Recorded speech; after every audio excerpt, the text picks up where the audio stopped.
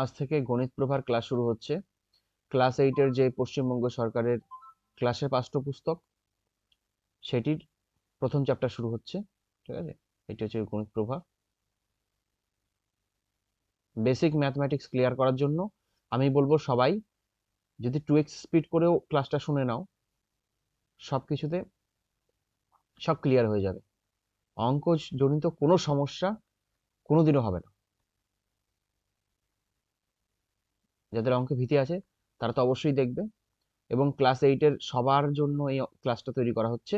এবং যারা competitive exam নিয়ে একটু কনফিউজড, যে অঙ্ক আমি আগে ক্লিয়ার ছিল না, কি করে হবে, ক্লাস 8 থেকে যদি আমরা অঙ্ক করা শুরু করি, তাহলে বেসিক থেকে শুরু করে আমরা একদম উপর পর্যন্ত চলে যাব, অসুবিধা হবে না। ক্লাস 9, 10, 11, 12 সব অঙ্ক করিয়ে দেবো, কথা দিচ্ছি। শুরু করা যাক। ক্ষেত্রফলের আমাদের কনসেপ্ট কি আছে?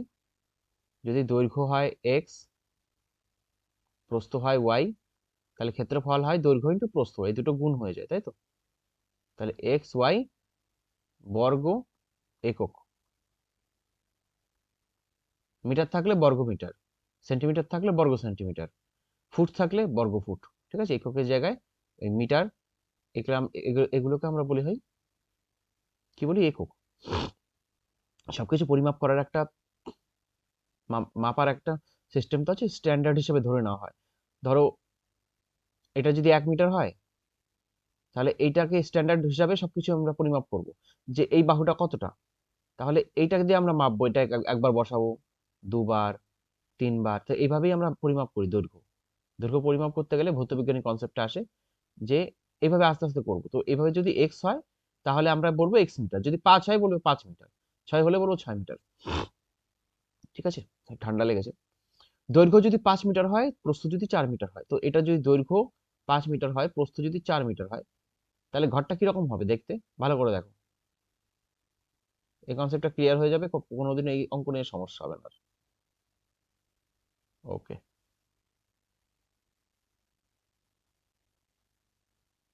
ঠিক আছে। এটা হচ্ছে ঘর। ঘরের দৈর্ঘ্য 5, প্রস্থ 4, উচ্চতা 3, তার মানে এইগুলো 3 উচ্চতা, তাই তো? বোঝা যাচ্ছে এটা উচ্চ। এটা হচ্ছে মেঝে। ঠিক আছে, ক্লাস 8-এর ছাত্রছাত্রীদের বলছি, অঙ্ক ভালোবাসার জিনিস। পড়াশোনাকে ভালোবাসলে পড়াশোনাও ভালোবাসা ফেরত দেয়। ওকে, তাহলে ক্ষেত্রফলটা কত হবে? 4 × 5 20। সবাই 1 থেকে 20 পর্যন্ত নামতা মুখস্থ রাখবে। 10 পর্যন্ত সবারই জানা থাকে। আমি বলবো 12 থেকে 19 পর্যন্ত, 12 থেকে 19 পর্যন্ত নামতাটা মুখস্থ রাখবে, খুব ক্রুশিয়াল, খুব দরকারি অঙ্ক করতে গেলে। আর নামতা মুখস্থ করা এমন কিছু কঠিন নয়, একদিন চেষ্টা করলে হয়ে যাবে। তাহলে 20 বর্গ মিটার, 20 বর্গ মিটার হচ্ছে এটা ক্ষেত্রফল। 55 টাকা হিসাবে, তাহলে 20 গুণ 55 গুণ, আমি এইভাবে দুই অঙ্কের যে পাশাপাশি গুণ করা সেটা শিখিয়ে দেবো। ঠিক আছে, 5 × 10 এর এটা তো খুব একটা কঠিন নয়, এটা সহজে আছে। 5 শূন্য বসিয়ে দিলাম আগে, আর 55 হবে, 5 × 10 শূন্য, হাতে 1, 5 × 10 11। তাহলে এত টাকা। কেন বললাম এত টাকা?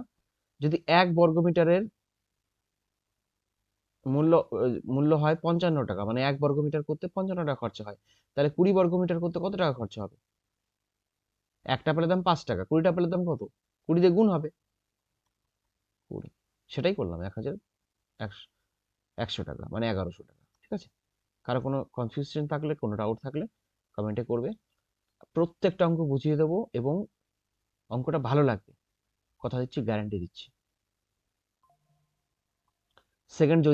সেকেন্ড অঙ্কটা যদি দেখি, এটা হচ্ছে পূর্বপাঠের পরিচালনা। ঠিক আছে, যাদের ক্লাস 7-এর অঙ্ক করার কোনো দরকার নেই, যারা শুরু করছো ক্লাস 8 থেকেই শুরু করো। ক্লাস 8 থেকে বেসিক অঙ্ক শুরু হয়, এবং সম্পূর্ণরূপে পুরোপুরি শেখা সম্ভব, বলছি বারবার। দেখো এখানে কিছুটা করে দেওয়া আছে। ওই শ্রেণীর প্রথম ঘরে, ওই প্রথম শ্রেণীর ঘরে, সরি, ওই প্রথম মানে ফার্স্ট ক্লাস 1-এর ঘরে একটা দরজা আছে, যার দৈর্ঘ্য 2 মিটার। দরজা এরকম হয়, দৈর্ঘ্য 2 মিটার, প্রস্থ হচ্ছে 1.4 মিটার। আমি ইউনিটটা লিখছি না এখানে, ঠিক আছে, কারণ আমরা জানি সব মিটারই হচ্ছে। আর জানালা আছে দুটো, এটা হচ্ছে 1.3 মিটার, 1.2 মিটার। আর একটা জানলা আছে সেম 1.3, 1.2, ঠিক আছে। তাহলে ধরি দরজাটা বন্ধ আছে, এরকম দরজাটা বন্ধ থাকলো ধরো, ছিটকানি লাগানো, তাহলে এই দরজাটা পুরো রং করতে কি করবো আমরা? এর ক্ষেত্রফল হিসাব করবো না? পুরো রং যদি করতে হয় বন্ধ দরজা, আর যদি মিস্ত্রি সেই হিসাবে টাকা নেয়, তাহলে টাকা নেবে 42 টাকা হিসাবে। রং করতে 42 টাকা বর্গমিটার খরচা হয় প্রতি। আর জানালাও বন্ধ আছে, এরকম ধরো, এরকম জানালাও বন্ধ আছে, স্কুলের জানালা তো। তো এই জানালাগুলো কাঠ দিয়ে তৈরি হোক, টিন দিয়ে তৈরি হোক, যে দিয়ে তৈরি হোক, রং তো করতে হবে উপরে, নাহলে মরচে পড়ে যাবে। তাহলে সেই ক্ষেত্রে আমরা করব। তাহলে এইটার যদি আমরা ক্ষেত্রফল করি 1.4 আর 2, তাহলে 14 দুগুণী 28। আর দশমিক আছে এখানে, এক ঘর পরে দশমিক বসবে, এরপরে তো দশমিক নেই। এটা হচ্ছে 1.3 আর 1.2 গুণ করলে 1.3, আর গুণটা নিজেরা করো, যারা ছোট তারা নিজেরা করো, যারা পারো তারা মুখে মুখে করো। 3 দুগুণী 6, 3, 5, 1, দশমিকটা বসবে এখানে। তাহলে একটার জন্য 1.56 বর্গমিটার, দুটোর জন্য কত হবে? 1.56 গুণ 2,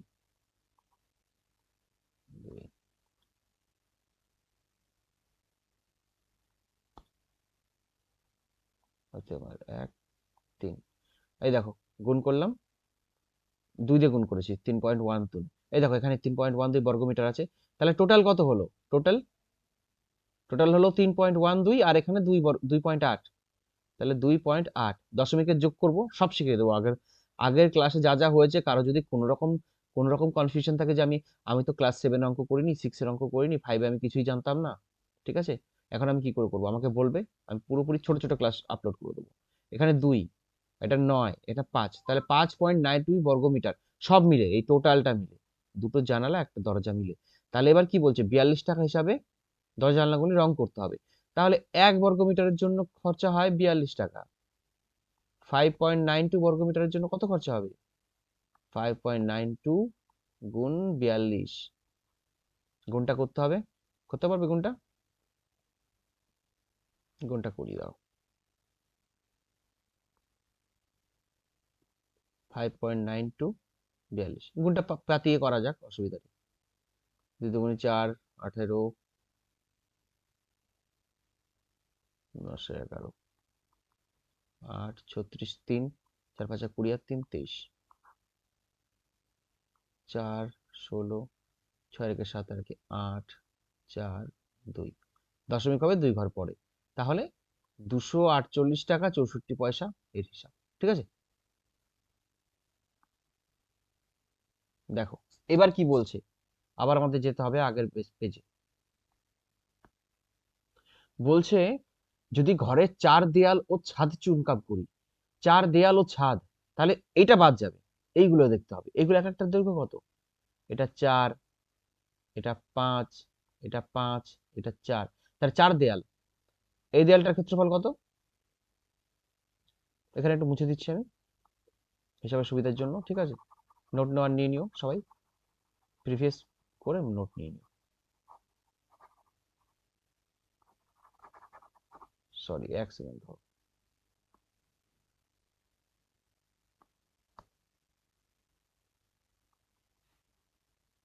একটু সরি ইনকনভেনিয়েন্সের জন্য, ঠিক আছে। আমরা ভৌতবিজ্ঞান এইভাবে করব।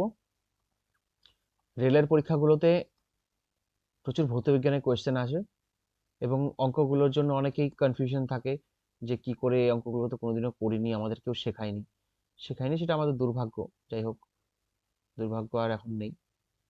আমি প্রত্যেকটা ক্লাস, কথা দিচ্ছি প্রত্যেকটা ক্লাস, হ্যাঁ, শুধু একটু উৎসাহ দিয়ে যেও, ব্যাস, আর কিছু পাওয়ার নেই, ঠিক আছে।